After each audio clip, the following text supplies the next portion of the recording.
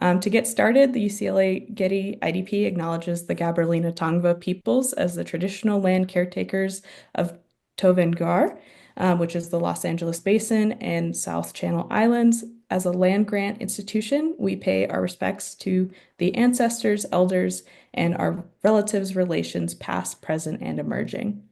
Just a quick housekeeping notes. As you may have noticed, everyone has been muted on entry and will remain so throughout the talk to prevent any accidental disruptions. We've also enabled closed captioning for this event. You can enable or disable this feature at the bottom of your screen. During this talk, feel free to submit questions using the Q&A function or the chat. We will also have an option to raise your hand at the end and ask our lovely speaker directly questions. So, yes, with that, we are so excited to welcome Hector Manuel Meneses Lozano as our speaker today. Hector graduated from the Escuela Nacional de Conservación, Restauración y Museografía Manuel de Castillo Negrete in his hometown of Mexico City. After studying a textile fragment from the late 17th century, he was invited to join the team of the soon-to-be Museo Textil de Oaxaca. Starting in 2008, he worked as a conservator and collections manager. Since 2012, he has been director of the museum. His interests cover the design of exhibitions, the creation of textiles, intangible and material heritage, as well as the involvement of spinners, weavers, embroiderers, and dyers with institutions such as museums at a local, national, and international level. With that, I will pass things along to you to get started. Well, thank you very much. Good morning, everyone. Thank you so much for the invitation, and thank you as well for all of you who have joined us this morning. I'm very happy to see some familiar faces and names. Thank you for that.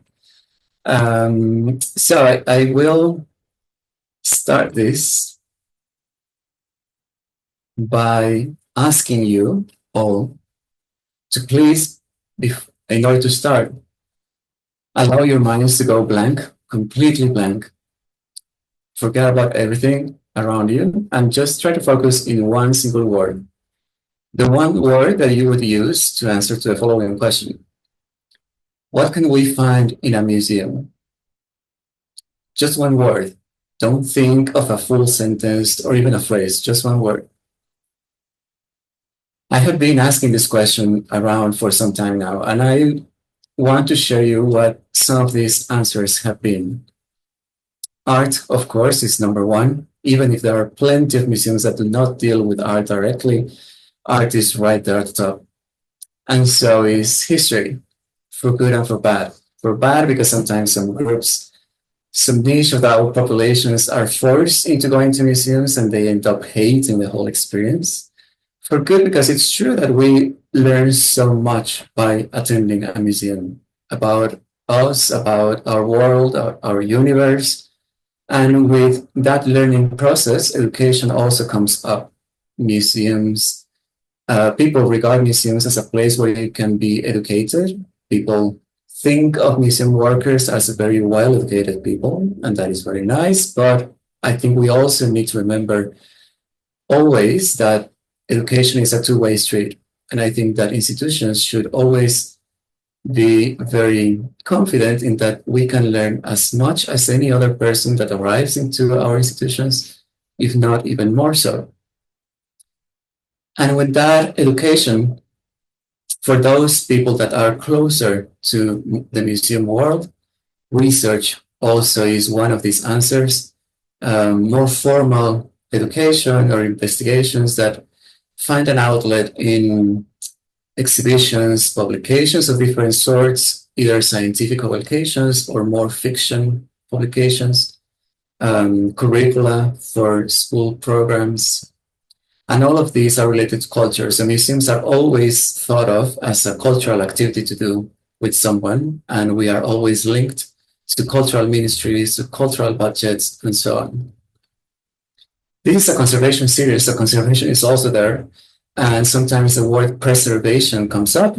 The main thing about this is that museums deal with memory, and they do so by studying material culture, but also by incorporating the intangible aspects that first gave life to that material culture. Entertainment is also there. This was a tricky answer. Again, for good and for bad, sometimes it's very well executed and we can learn so much and we can achieve so many goals through entertaining, and sometimes not so much. And with that, joy is there. And this was a very unexpected answer. And I think it's beautiful to acknowledge that, because in the middle of our current world situation, finding a place where you can find joy that is not your home is not a minor thing. So I think that is a very interesting concept to link to museums. So all of these were very interesting to hear, but for me, there was one word that was missing, and that was opportunity. I think museums are or should be places where countless opportunities may arise. And I think one of the main questions here to ask, not only in museum life, but in life in general, is what if? What if we look at this from this other perspective? What if we combine this idea with this other idea? What if we introduce this person to this other person? And I know these are not new questions. We as museums ask them constantly, but sometimes as creatures of habit, we humans tend to follow a same path and forget to look at alternatives around us. So we need to keep our antennas up and catch any opportunity that might shyly show up at first, but with great potential. So my presentation this morning is going to be about these opportunities that have happened at the museum, at the Museo Textil de Oaxaca, where specifically those opportunities where material culture is linked to the intangible aspects of textile creation and production. So the very first opportunity that happened was finding a place for that. It is surprising that Mexico, being a country so rich in textile history, didn't have a museum solely dedicated to textile arts, practice, knowledge until 2008, when the Fundación Alfredo Harp, Helú, Oaxaca opened these museum's doors to the public. The building in itself is a very interesting place where you can find an interesting harmony between conservation and innovation. But the topic is so broad that I will only ask you to please come visit us and experience the building yourselves. Besides that, as it always happens, buildings are only stones, one on top of the other, or bricks, or whatever architectural material you can think of, unless there are people there to give life to them. And in our case, as Museo Textil de Oaxaca, there are four main persons that are important and fundamental for this major opportunity that happened. Marisabel and Alfredo Harp are our patrons and our founders, and we are very grateful to both of them for their continued support and enthusiasm around the projects that we carry out here. Maestro Francisco Toledo, rest in peace, and Alejandro de Avila first started to dream about a space where weavers could meet each other, where weavers could exchange ideas, where weavers could have a look at what's done, made elsewhere. And that was the first seed a few decades ago that found a good partner in Marisabel and Alfredo Harp when this dream finally was able to happen. So Alejandro, besides being co-founder of our museum, is curator and advisor of the museum. And this is the very first time that we were able to link that material culture with the intangible aspects of it. And this is a further fragment that Paige mentioned before. There I am. There I was a student in conservation with my mentor, Lorena Roman. And this is a textile fragment that I had the enormous privilege to study in order to get my degree in conservation. This fragment was once part of a build that most likely looks something very close to this. And one of the most remarkable aspects of this, and most people here may already know this, is the presence of feather yarns. All these fluffy looking areas are made out of feathers that applied with cotton, and then the yarn is used as any other yarn is used on the loom. When we looked closer at the yarns, we really were able to better understand the structure of it. It's already two spun cotton threads applied together and down trapped in between them. Down is the feathers that are located over the chest and under the wings of different birds. They are very soft, they are very pliable. And this is a very particular technique. We have only found 6 Mexican textiles presenting this technique. All of them were made between the 1550s and the 1840s. So the technique was almost virtually lost. And during the research period, 2 of my teachers, Lilia Ramirez and Arturo León, tried out different ways in which these yarns could have been made in the past. And that gave us an idea of ancient technology. And that was a platform for us to connect with contemporary practices. So our very first workshop aimed at weavers from different places in Oaxaca happened in June 2008, only a couple of months after the museum opened its doors. And there was a formal presentation of the research. My teachers traveled from Mexico City to Oaxaca to make a demonstration on what they worked on. And then there was a hands-on section of the workshop. And there was one weaver who was very, very interested in the project. Roman Gutierrez Ruiz, he's an artist from Teotitlán del Valle, a Zapotec community not far from Oaxaca. And without us knowing, Roman kept on working on this technique. He was perfecting how to obtain long strands of yarn with this technique, how to dye the down. It's not as easy as it is to dye wool or silk, even if they are all protein-based materials. How to dry the down to get back its fluffy texture. All of these were new things in his repertoire as an artist and as a weaver. So the workshop happened in June, and in September that same year, Roman showed up at the museum with this textile in his hands and asked us if we were interested in it. And of course we were, because this was a direct link between a technology that was present in a textile fragment from the 17th century, interpreted by a weaver in the 21st century. And this is Roman's interpretation of Nezahualpili. This picture of him, he was a member of the Mexica elite in the 1500s. And this was very exciting to see. So when Maria Isabel Grañén, our president, heard about the whole story and had a look at this cape, she immediately said, this is the path that we must follow. The research needs to always be in close contact with weavers, with embroiderers, with dyers, not just kept in a book that we all can appreciate and read, but get back to the hands of those who create textiles. So this is a huge challenge, and we have tried to make the most out of it whenever possible. And those are the scenarios that I'm going to be addressing today.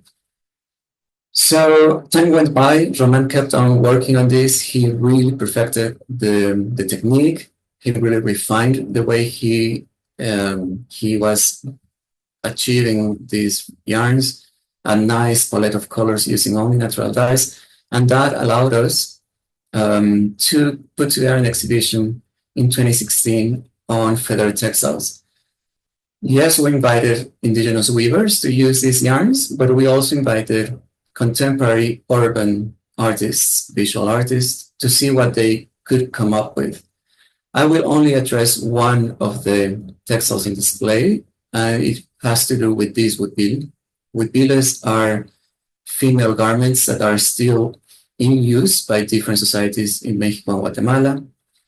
And this is a wedding huipil from the Tzotzil people in Sinacantan, Chiapas.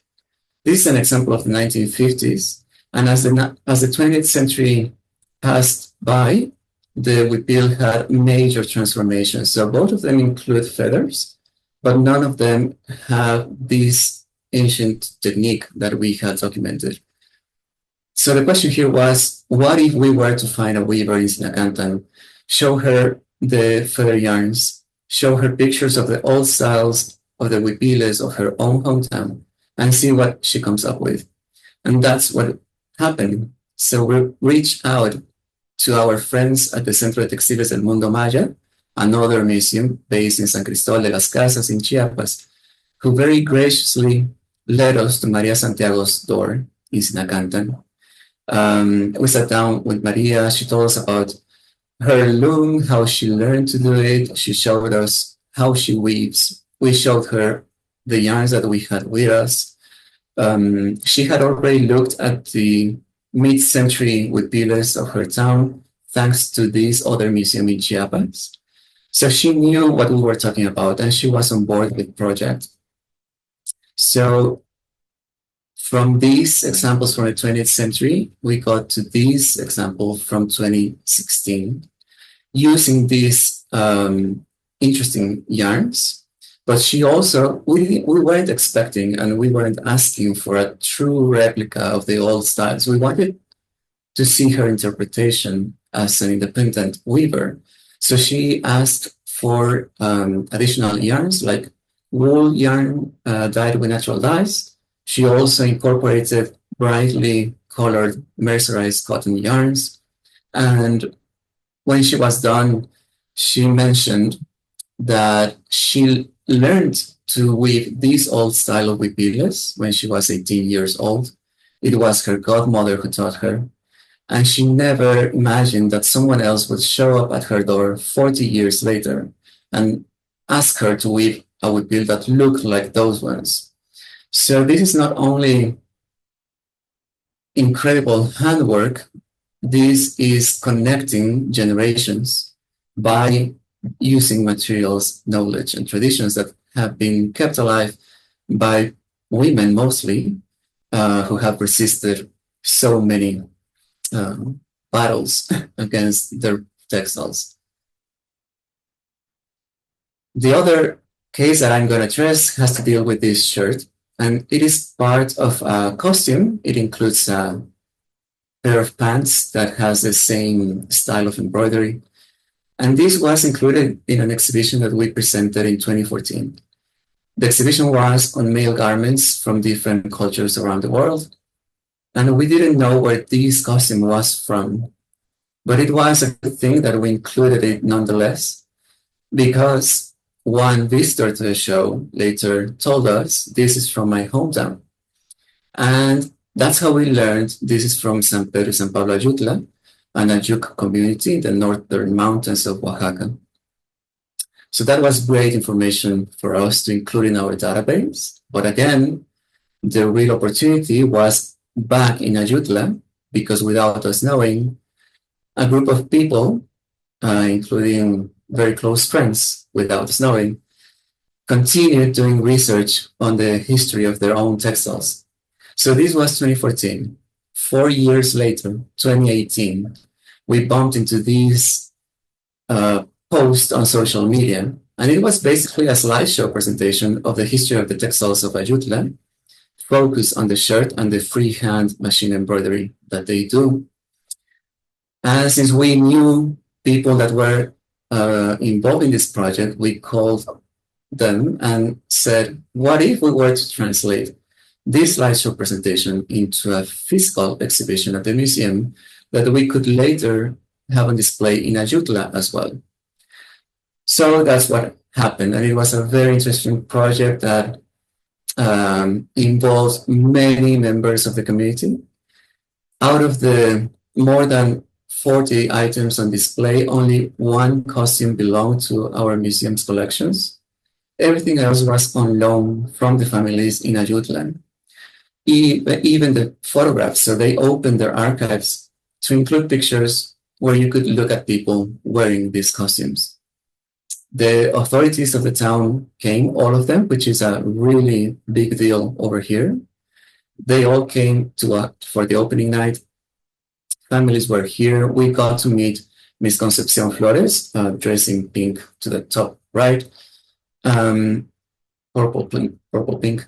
And at the time, 2019, this shirt wasn't as known as other textiles are, not only in Mexico, but in Oaxaca as well. So in this time, 2019, Miss Concepcion was the only person that knew how to create these shirts. And after the exhibition and all the visitors and all the posts that circulated in social media and different resources, now 2025, you can find their own website where you can see more people learning that have learned to do this, who have kept the old style of the embroideries, but have also created new styles, new shapes of the clothing to wear themselves. And you can order a shirt if you want. So the plan was to take this show back to Ayutla in the summer of 2020, but we all know what happened in 2020. And I will not romanticize the pause that we were forced to take in this time. I will not minimize the devastating effects that the pandemic had in many families and humanity as a whole. But I will say that an opportunity sprung up during this time for us, many people around here, including me, to keep on dreaming, creating, and having something to look forward to during this very, very hard time. So our foundation, very graciously and very cleverly, set aside a special fund for us to commission specific textiles. That was a way of having dyers, weavers, spinners, embroiderers working with an income, a certain income, even if it was a little bit during these times, because tourism disappeared overnight. And that was an interesting challenge. So there were different ways in which we faced that opportunity. I will only talk about two of them in this presentation. And one of them has to do with this group of textiles here. So this picture is part of the exhibition that we put together for the reopening of the museum in May 2021. And most of these were made by a large group of people, and they were following more or less the following process. So Alejandro de Avila would play around with the motifs that are woven in different communities. He would reimagine the configuration of those motifs. He would be using these two colors only, and I will go back to that in a couple of minutes. So he would be creating and drafting out these drawings very carefully, because then he would pass on and explain this to Noé Pinzón, who is another one of our colleagues, a very talented weaver from the Icots tradition of San Mateo del Mar. And he would translate the drawing into the loom. He would be using the techniques that the different communities use to make like a close translation. And then with the woven fabric and the drawings and pictures, we would send that material out to different weavers. For this example, I'm going to talk about Juana Reyes. She's a weaver from the Mixtec town of San Juan, Colorado, on the Pacific coast. She would be in touch with us via Facebook, so pictures would go back and forth, voice messages. She would ask questions, we would ask questions, until the whole process was streamlined and we were able to get the final results. So these motifs were allowed to be played around with, to become cushion covers or table runners or curtains. And of course, we asked all the weavers if they agreed with weaving these. So all of those textiles that you saw in the previous picture were created in this way. And these not only involved the weavers that I mentioned, it included more weavers and the producers of raw materials, because that is the reason for these two colors.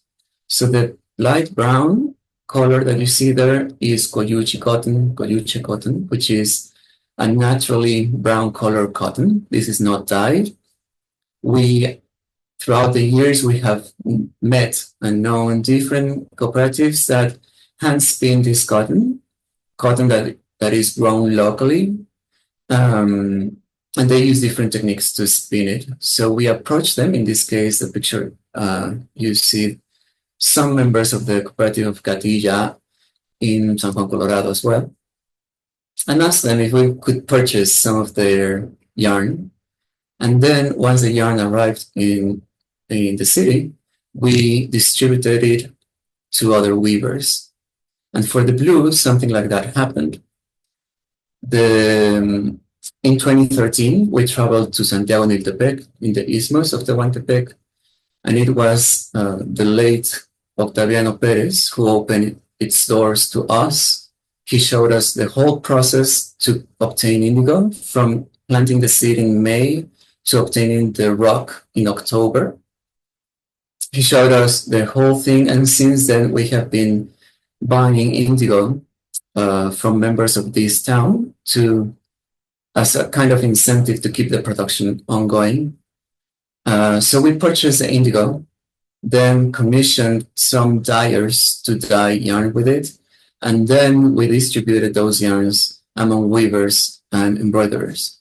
So we were trying to include as many actors of this chain of production as possible. And again, we were connecting these very tangible materials like cotton and indigo with these very intangible aspects, that is the knowledge of how to process that fiber and how to process a plant in order to obtain the indigo. And let's not say about the dyeing and weaving.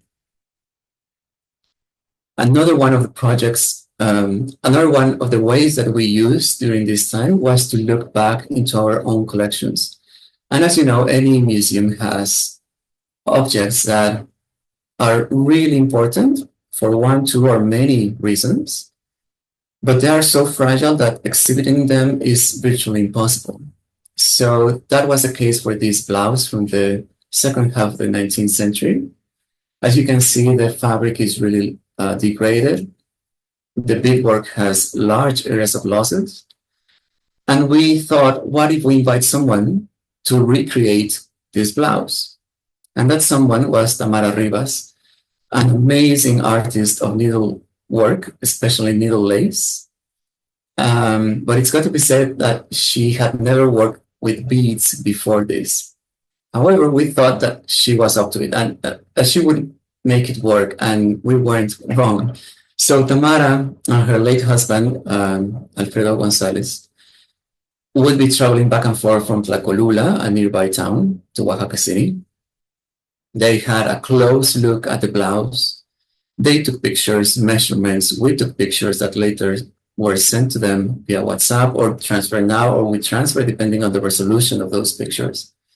And they very meticulously established the position of each bead to obtain each graphic line, to understand the relationship between the different designs, the proportions that they have to keep in order to get to the same measurements of the original blouse. So they would be working samples back home, and they come here to compare those samples to the original blouse. And they really outdid themselves. So they even kept track of the number of beads that they were using in the different sections of the blouse, the number of days that they were destining for the different sections of the blouse.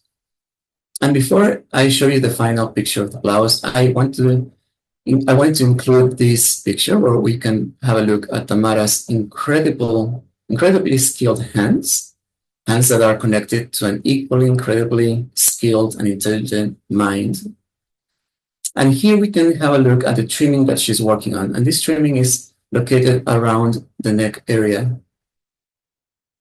This is the final blouse. And now we had something that we could handle that could give us an idea, a better idea of what these blouses looked like, felt like, how much they weighted because of the amount of beading.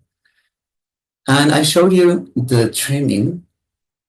because that trimming doesn't exist in the original blouse. But this was added very consciously by Tamara because it was her way of signing her own work. And in her words, she said, "This is me being present in the history of this blouse." So this, again, this is much more than handwork and much more than material analysis and manufacturing understanding. This is about intention and about intellectual work and about a future projection of one's work. One of the most recent experiences we had with these cases of connecting past with present happened in 2023 around the person of Malintzin. Malintzin was a very important woman who lived in the 1500s. She was a translator between Hernán Cortés, who was a Spanish leader that arrived into these territories, and all the rulers that were inhabiting many different cultures and societies back then. So she was a translator between these two worlds. And even if it was that important, history has treated her very badly and very poorly. And her history has been misconstructed in a very badly form. So we wanted her story to be told in a different way. And a friend of mine, Jasnaya Aguilar, who was involved in the project of the shirt that I showed earlier, we were talking about Malintzin's history, and suddenly she asked what her huipilos could have looked like.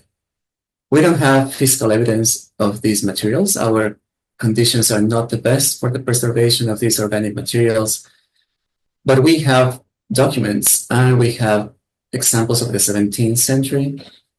So we had a look at those, talked about materials, techniques, dimensions, and then the question was rephrased into, if Malintzin were alive today, being such an important person, what would she be wearing? What would her huipilos look like?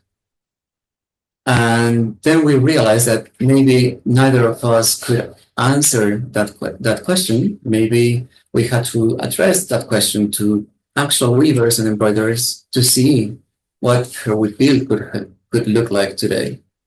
And that's what we did. So by the end of 2022, we invited a group of artists, weavers and embroiderers from different places of Oaxaca, Chiapas, and Guerrero to the west of Oaxaca. Some of us were there on site, some others joined via Zoom.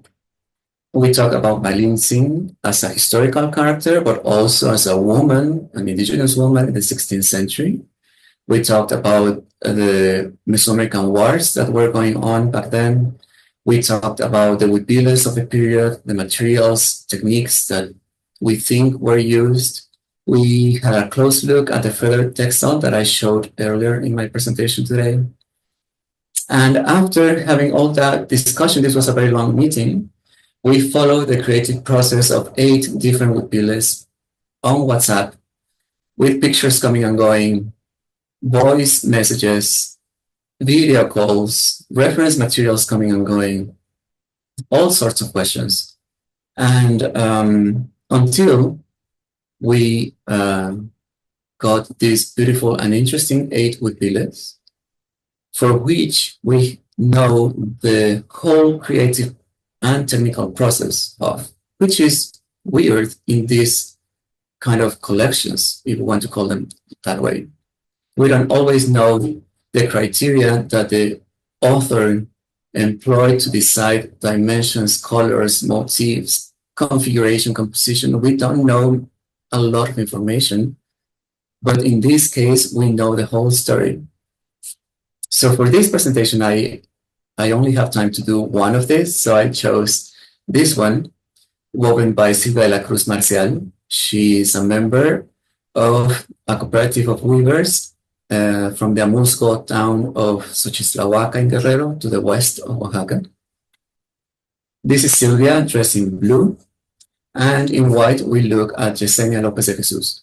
Yesenia was doing something similar to what Malintzin must have done in the 1500s. She was translating from Amusgo to Spanish and back, so that Sylvia could express herself more comfortably and in a more free way. And that's how we learned the whole story. So the color yarns that we are looking at are natural colors of the cotton. They are not dyed. They are made with locally grown cotton, hand spun by her. And then we learned about the motifs that she decided to weave on this reveal.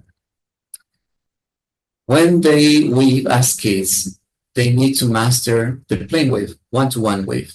And once they do that, they learn to include additional wefts to create these motifs. So this is not embroidered. This is created as the fabric is created. So they learn this very first row with simple motifs. And once they master those, they move on to the next level and learn these ones. And once they master those, they move on to the next level and with these ones. And the reason for that is because the motifs in this third row of designs are a juxtaposition of the first two rows.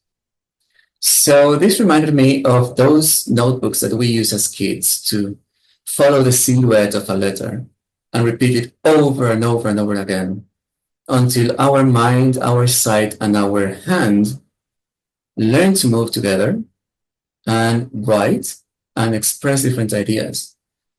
So this is them learning their own vocabulary with their own codes, their own alphabets, to later express their own ideas. A huge difference is that they are creating ground and motif at the same time. They don't have a base to work on, they are creating that base. So a lot has been discussed, and there are lines of thinking that establish that the intellectual work is way superior to the manual work. And I say there is no way that is like that. And this is a clear evidence of that. So this speaks of a great level of sophistication and analytical and mathematical thinking that exists in the mind of every weaver. So by the end of 2023, we opened the exhibition. It was a night to remember, as some of them said. These are a couple of additional resources that you can go to and have a close look at the stories of each whippeal. But for now, I'm gonna end with this final case, another whippeal from San Andres Chicahuaxtla, Yumanico, a tricky community located in the west of Oaxaca, up in the mountains.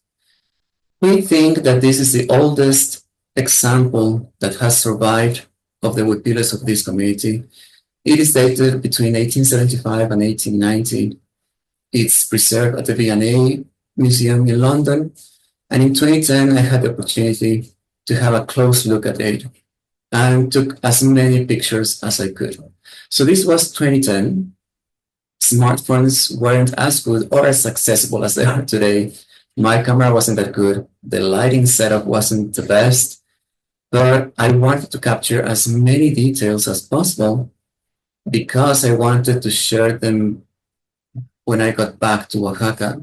And I wanted to share them with one person, one specific person in mind, Yatali Rosa Sandoval. She's a weaver from this community. So when I got back, I gave her the pictures, my notes, we talked about it. She was surprised by it. And then again, without us knowing about it, they recreated the whippeal to include it in their own collection of whippeals. And you can see why they were so interested and why I knew it was going to be interesting, because it looks so different to what has been worn for the past 50 to 60 years. So this is Yatali at a presentation that we organized at the museum in 2019. And since then, well, since 2010, when we shared these pictures, we've been in close contact, and we have kept on doing research on this whippeal. In 2022, we were able to present a short paper called the metamorphosis of this wheel. And the metamorphosis is a very appropriate term to use here because each line of design is referred to as butterfly. So the whole textile is observed and appreciated as a butterfly in the metamorphosis of this insect. So because of this research, Yatali has traced all the butterflies that have existed in Chicahuaxtla, when their appearance, their disappearance, their reappearance. And we are still working on new material that we just got. And again, I will only tell you to please come and visit us for an exhibition that we are hosting next year on this topic. So the reason to choose all of these examples for today's presentation is because I think all of them speak of continuity in different ways. Continuity in time, where the past is not necessarily thought of as something that is encapsulated somewhere in time, but where the past is actually very much present. All those past voices that are woven on these fabrics find someone to talk to, and that someone to talk to belongs to our time. And that is because of this continuity of traditions, of knowledge, that spirit of innovation and of resistance that has allowed this to survive throughout the centuries. This also speaks about continuity in the way of forming relationships. As you saw, I mentioned different cases where we have met people and maintained in touch with these people for over 17 years now. And that is because we want to build and maintain long-lasting relationships with people as much as we can. Sometimes it's not that possible, but we try in a very respectful way. And this is because we have seen that textiles are much more than material and technique. They are a way of bonding, of coming together, of belonging. And if we as a museum wanted to be a part of this community, we had to invest in that and invest time. And time, I don't think, is always necessarily money. I think time is priceless. And that's why it's so difficult to invest it with people. So that's what we have been trying to do. And by having these textiles made and exhibited and talked about in presentations like this, is also a way for us to acknowledge once again, in case we forgot, the very intensive labor that textiles are. From planting the seed to having a final garment in your hands, there are many people involved, and I know they come with a higher price tag than whatever product we may find at the fast fashion, within the fast fashion system. But then again, maybe instead of buying 10 disposable textiles, we buy one that with actual value. And maybe if that is broken or stained, instead of throwing it away, and if we are not able or to afford a new handmade textile, then maybe we do what humanity has been doing for millennia: repairing, reusing, and mending. This is not to satanize each one of us who wear things made in the fast fashion system, but this is to raise awareness of our choices and our judgments whenever we look at something like this and say, why is it so expensive? And of course, this is not possible without a huge network of collaborators. And I am not only talking about my esteemed colleagues and co-workers at the museum. I am talking about weavers, artists, students, scholars, general audience that have found something in this museum art, history, entertainment, joy, who knows? They have found something that have kept them here and that have given us, museum workers at the Museo Textil de Oaxaca, I think the biggest opportunity of all of them, which is being a part of something bigger, being a part of a group of people that dare to think against all expectations that the world can be different. The only requirements are to be open and willing to share and change if needed. So thank you for your attention. And I will love to hear from you and try my best to answer or comment on anything that might come up. Please come and visit us sometime. We would be happy to have you here. Thank you.